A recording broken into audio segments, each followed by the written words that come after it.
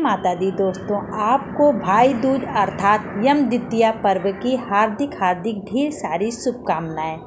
दिवाली के तीसरे दिन भाई दूज अर्थात यम द्वितीया का पर्व मनाया जाता है।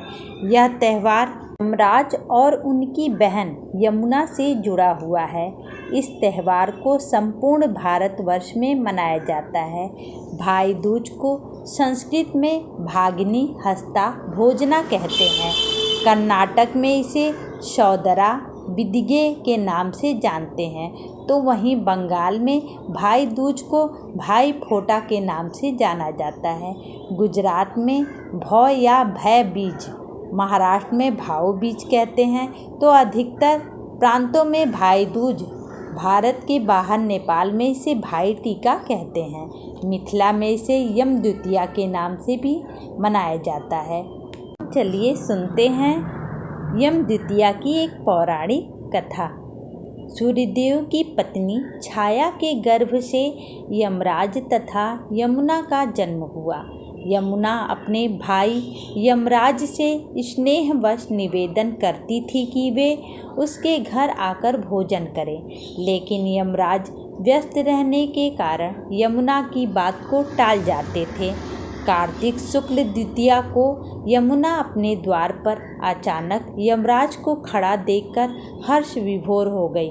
प्रसन्नचित हो भाई का स्वागत सत्कार किया तथा भोजन करवाया। इससे प्रसन्न होकर यमराज ने बहन से वर मांगने को कहा। तब बहन यमुना ने भाई से कहा कि आप प्रतिवर्ष इस दिन मेरे यहाँ भोजन करने आया करेंगे तथा इस दिन जो बहन अपने भाई को टीका करके भोजन खिलाए उसे आपका भय न रहे। यमराज तथास्तु कहकर यमपुरी चले गए।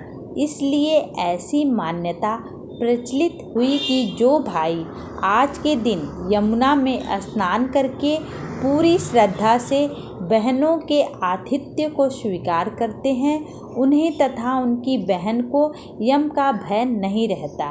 कहते हैं इस दिन जो भाई बहन इस रस्म को निभाकर यमुना जी में स्नान करते हैं, उनको यमराज जी यमलोक की यातना नहीं देते हैं। इस दिन मृत्यु के देवता यमराज और उनकी बहन यमुना का पूजन किया जाता है। भाई दूज पर भाई को भोजन के बाद भाई को पान खिलाने का ज़्यादा महत्व माना जाता है। मान्यता है कि पान भेंट करने से बहनों का सौभाग्य अखंड रहता है। आप भी यम द्वितीया के दिन यानी भाई दूज के दिन इस कथा को अवश्य पढ़ें अथवा सुनें।